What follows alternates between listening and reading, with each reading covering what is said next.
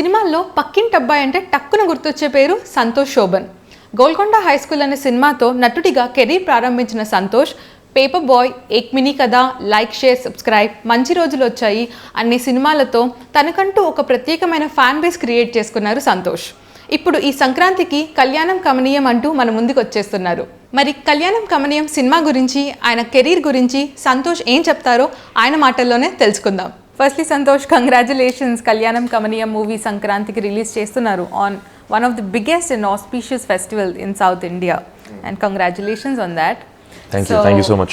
Teaser and songs చూసాము, they are very fresh and entertaining. So ఈ కథ మీకు ఎలా సెట్ అయింది?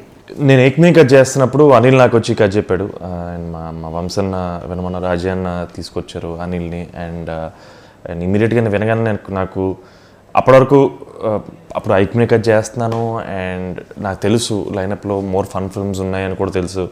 బట్ ఎక్కడో నాకు ఫస్ట్ నేను బాగా కనెక్ట్ అయింది అనిల్ లో ఉన్న నిజాయితీకి. తనలో ఉన్న నిజంగా అమాయకుడు అండి. అంటే ఎంత అమాయకుడు అంటే తను ఏ రోజు టెలింగ్ నేను ఇలాగ డైలాగ్ చెప్తే, ఇలాగ డైలాగ్ రాస్తే, ఇలాగ ఒకటి షార్ట్ పెడితే ఇలా ఫీల్ అవుతారు అని ఎప్పుడు తను ఆలోచించాడు. తను ఒక రియాక్షన్ ఊహించుకొని ఏ రోజు పర్ఫార్మెన్స్ లాగడం కానీ, ఒక డైలాగ్ రాయడం కానీ తను ఏ రోజు చేయలేదు. తనలో ఆ నిజాయితీ నాకు బాగా నచ్చింది. అండ్ తనకి స్టోరీ టెల్లింగ్ మాత్రమే తెలుసు, అండ్ అది ఎంత నిజాయితీగా చెప్పాలో మాత్రమే తెలుసు. And that is the beauty. తను ఇప్పుడు గిమిక్ల గురించి కానీ, ఇది చేద్దాం, అది చేద్దాం, ఒక రియాక్షన్ లావుదాం అని ఎప్పుడు ఆలోచించాడు. తనలో ఉన్న నిజాయితీ నాకు బాగా నచ్చింది. ఈ సినిమాలో కూడా అదే రిఫ్లెక్ట్ అవుతుంది. తనలో ఉన్న అమాయకత్వం, నిజాయితీయే ఈ సినిమాలో రిఫ్లెక్ట్ అవుతుంది. అది ఫన్ రూపంలో అయినా, ఎమోషన్ రూపంలో అయినా చాలా ప్యూర్గా ఉంటుంది. యూనో కల్మషం లేని ఎమోషన్ అంటాం చూసారా, అలాగ ఉంటుంది. అండ్ ఐ థింక్ అంటే ఎలాంటి కల్మషం లేని సినిమా ఇది, నిజాయితీగా తీసిన సినిమా ఇది. It is the most simple straightforward film I have done in my career, and it is definitely one of the closest to my hearts, and I can't wait for the people to watch it. So మీ filmography చూసుకుంటే be it Ek Mini Katha or ఇప్పుడు వస్తున్న కళ్యాణం కమనీయం are like, share, subscribe కానివ్వండి, మంచి రోజులు వచ్చాయి కానివ్వండి, ప్రతి ఒక్క మూవీ ఒక యూనిక్ స్టోరీ అండ్ కాన్సెప్ట్తో వస్తున్నారు మీరు. అది మీ కాన్షియస్ డెసిషనా, లేకపోతే డైరెక్టర్సే మిమ్మల్ని అలాంటి క్యారెక్టర్స్ అండ్ కథలతో అప్రోచ్ అవుతున్నారు? ఇప్పటివరకు ఏది కాన్షియస్ డెసిషన్ కాదు. అవకాశం దొరికింది, సీజ్ చేశాను ఆపర్చునిటీని, దూకేసాను నమ్మకంతో, ఎప్పుడు అలాగే చేశాను. Ek Mini Katha was one of the first films that I made a choice. Like అప్పటివరకు నేను ఆడిషన్లే చేశానండి. గాంధీ వచ్చి కూర్చోబెట్టిన కజ్జపు డార్లింగ్ ఓకే అన్నారు first time. I still remember it. I felt very very nice about it. But the moment I heard the story I knew Ek Mini Katha అంటే ఆ కథ మేము ఎంచుకున్న ప్రాబ్లం, ఒక స్మాల్ పీనస్ సిండ్రోమ్ అనే ప్రాబ్లము జెన్యున్గా అదొక పాయింట్ మాత్రమే. దాంట్లో నాకు బాగా నచ్చింది. డెఫినెట్గా ఆ పాయింట్కి ఒక షాక్ వాల్యూ ఉంటుంది. నేను షాక్ వాల్యూ వాళ్ళు ఒప్పుకోలేదు, దానిలో ఉన్న ఎమోషన్ వాళ్ళు ఒప్పుకున్నాను. I think it was a film that was engaging, entertaining and emotional, and that's where we cracked it. The moment I heard the story I knew this was going to work, and I believed in it, and it worked, and it changed my life. Yes. And I had great opportunities later on with Maruti Anna, and again I worked with Gandhi, and now Anil, and I've had great opportunities. But definitely I think my approach towards picking scripts and the kind of stories that I will do are from now on. I think you will see it from Kalyanam Kamaneeyam itself. ఒక different సంతోష్ని చూస్తాము. I don't know if it's a different, I think you'll see the realist version of me. Okay. I'm not saying the last part of it not was real, but today I'm grateful that I earned a choice. So ఇప్పటివరకు అన్ని పక్కింటి అబ్బాయి, boy next door characters, fun loving and joyful characters చేస్తూ వచ్చారు కదా. But మీ personal favourite genre ఏంటి? ఎట్లాంటి క్యారెక్టర్స్ మీకు ప్లే చేయాలని ఉంది? My favorite genre is comedy. I love comedy. I think it's one of the most, I feel extremely comfortable, and I've had the great opportunity of working with all my directors who have had great sense of humor. It was fantastic working with them. I love comedies. I love action. Action comedy as a genre is my favorite genre. But yeah, I think I usually gravitate to comedies, but I really want to do more dramas. I think it's the time to tell more stories. So చాలా మందికి తెలియని విషయం ఏంటంటే మీ theatre background నుంచి వచ్చారు. బెంగళూరులో English theatre చేశారు, and then హైదరాబాద్కి వచ్చి తెలుగు థియేటర్ చేశారు, దాని తర్వాత మూవీస్. తెలుగు థియేటర్ చేసి బెంగళూరు థియేటర్కి వెళ్ళాను. First Telugu theatre. And then English theatre and then movies అని. సో థియేటర్లో మీరు నేర్చుకున్న బిగ్గెస్ట్ లెసన్ ఏంటి, అండ్ అది మీ లైఫ్ ఇప్పుడు మీ యాక్టింగ్ లైఫ్లో ఎలా రిఫ్లెక్ట్ అవుతుంది? థియేటర్ అనేది, డ్రామా అనేది ఒక యాక్టర్స్ మీడియం, సినిమా అనేది ఒక డైరెక్టర్స్ మీడియం. ఫస్ట్ నేను నేర్చుకుంది అది. మనం ఎంత చించుకొని పర్ఫార్మెన్స్ చేసినా సరే ఒక సినిమా అనేది మాత్రం director's medium. It should be the director's world. I always respect that. And because ఒకసారి స్టేజ్ మీదకి వెళ్ళిన తర్వాత మేమేం చేస్తే అదే usually it suddenly becomes an actor's or directly speaking to their audience. ఇక్కడ it's completely a director's medium and it's his story and his journey. So I truly understood and I respect that, and I think I always, even when I was in theatre and even when I am here in cinema, I always am with my directors. I have complete faith and conviction in my directors. And one main thing is that అంటే నాకు మా నాటకాల్లో కానీ మా theatre background కానీ నేర్పింది ఏంటంటే మీడియంతో అసలు మాకు పని లేదు. నాది పర్ఫార్మెన్స్ కథ చెప్పాలి. సో ఏ రోజు నేను వెబ్ చేస్తున్నానా, సినిమాలో థియేటర్ సినిమా చేస్తున్నానా, నాటకాలు చేస్తున్నాను, ఈ రోజు అనుకున్నాను పర్ఫార్మెన్స్ ఇంపార్టెంట్, కథలు చెప్పడం important, being story teller is more important.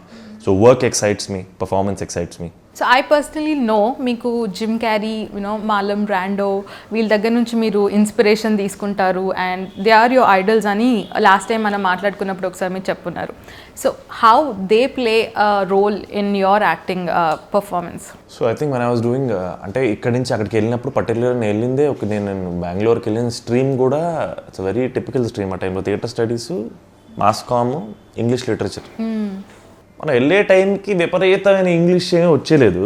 So అక్కడ ఫిట్ ఇన్ అవ్వడానికి, అడ్జస్ట్ అవ్వడానికి డెఫినెట్గా I had to. I know అంత బ్యాడ్ ఏం కాదు, బట్ అక్కడ వాళ్ళందరం చూస్తే ఏంటో ఎక్కడి నుంచి, బికాజ్ ఆల్ మై ఫ్రెండ్స్ అక్కడ they were all like really professional, very eloquent when they speak English.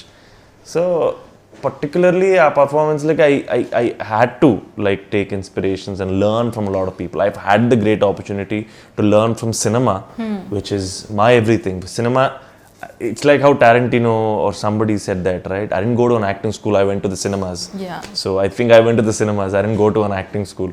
So I think I have great respect for Jim Carrey. That man is a man of thousand faces, and yeah, I think a lot of people have really played an important part in my learning of cinema.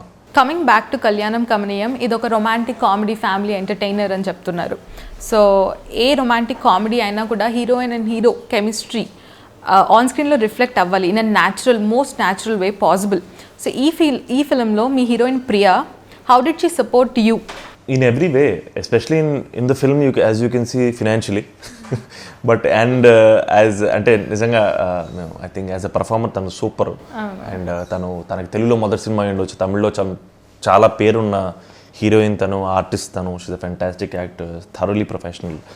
And ఇందాక నేను చెప్పినట్టు ఈ 2 character play చేయాలంటే లైఫ్లో ఏదో ఒక experience దాటి వచ్చి ఉండాలి. లేకపోతే అంత ఆథెంటిక్గా ఈ రోల్కి మేము 100% ఇవ్వలేము. So Priya does that. Priya brings that necessary experience to play Shruti. కళ్యాణం కమనీయం అంటే ఒక స్టోరీ, లైఫ్ ఆఫ్టర్ మ్యారేజ్ అనే స్టోరీ. కాకపోతే మీ ప్రమోషన్స్ చూసుకుంటే అనుష్క శెట్టి గారు కానీ, ప్రభాస్ కానీ, and again cameo of Sharwanand, all of them అందరూ బ్యాచులర్సే ఉన్నారు. ఎప్పుడు ఆ థాట్ రాలేదా? How did that happen? అంటే ఇంత మీరు చెప్పేంత వరకు మాకు ఆ థాట్ అట్లేదండి. I think if I have to give you చాలా ఆనెస్ట్ ఆన్సర్ చెప్పాలంటే we are just lucky that we are part of UE Creations, and we have access to these wonderful people. And వాళ్ళు లాంచ్ చేసిన trailer song అయి ఉండొచ్చు, కానీ వాళ్ళ wishes are very very important to us.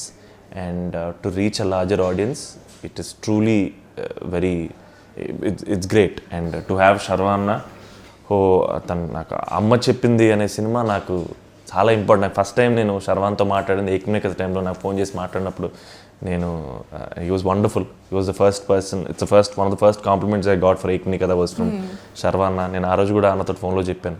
I think అమ్మ చెప్పింది అనే cinema నాకు I think it's a very very big part of my life, and I learned a lot from that film, and it's probably one of the most inspiring performances, and we have rare actors like him. And just to like ఈ ఆ చిన్న వీడియోలో అయినా సరే శర్వాన్తో act చేయడం నాకు భలే అనిపించింది. నిజంగా I will cherish that for the rest of my life. So speaking of Prabhas, again we all know Prabhas గారు మీకు సపోర్ట్ ఏ విధంగా చేశారు అనేది, and you have been very vocal about it. But మీరు ప్రభాస్ని ఒక హిస్టారిక్ ఐడల్ ఎవరితో అయినా పోల్చాలి అనుకుంటే ఎవరితో పోలుస్తారు అండ్ ఎందుకు? He's the man who made history, so I can't even compare him to anybody else. That he's like the, I mean, Bahubali was a film that changed the face of Indian cinema, and he was the first man on that moon. So I can't compare him to anybody else. It's Prabhas. So Santosh, మనం last time మాట్లాడినప్పుడు మీరు ఒక మాట అని ఉన్నారు, that I will never do a Bollywood film అనేసి. I did? Yes, do still stick by it? దానికి ఇంకా పెద్ద లాజిక్ లేదు. నాకు హిందీ రాదు, నేను చేయనని చెప్పాను. నాకు హిందీ రాదు అంటే, హిందీ రాదంటే నాకు పూర్తిగా హైదరాబాద్లో ఉండడం వల్ల కంప్లీట్గా అర్థం అవుద్ది. నేను మాట్లాడితే ఎదుటి వాళ్ళకి అర్థం కాదేమో అని భయం. డబ్బింగ్ ఉంది కదా. డబ్బింగ్ నాకున్న 2-3 టాలెంట్లో నా వాయిస్ బాగుంది అంటారు. నా వాయిస్ ఇంకేమైనా చెప్తే నేను చచ్చిపోతాను, నా వల్ల కాదు. నేను అండ్ నాట్ దట్ డెఫినెట్లీ నా ఉద్దేశం మేబీ అప్పుడు నాకు వచ్చిన భాషల్లో యాక్ట్ చేద్దాం. నాకు తెలుగు వచ్చు కాబట్టి తెలుగులో చేయాలి, అండ్ తెలుగు బాగొచ్చు కాబట్టి తెలుగు సినిమాలు అయితే చాలా కంఫర్టబుల్గా హ్యాపీగా చేయగలను. బట్ నేను ఏది చేయనని కాదు. ఇప్పుడు నాకు నేర్చుకోవాల్సి వస్తే 100% నేర్చుకుంటాను, and I will give it my all. But I'm happy doing Telugu films. Talent exchange చాలా నడుస్తుంది కదా ఇప్పుడున్న సినారియోలో. నార్త్ సౌత్ టాలెంట్ ఎక్స్చేంజ్ అనేది it's too much, it's on the peak. So an actor, young and versatile actor like you, మీరు అక్కడ చేస్తే మన south India అనేది ఇంకా ఇంకా ఫేమ్ అవుతుందని మీకు అనిపించలేదా? Because of the kind of stories you choose.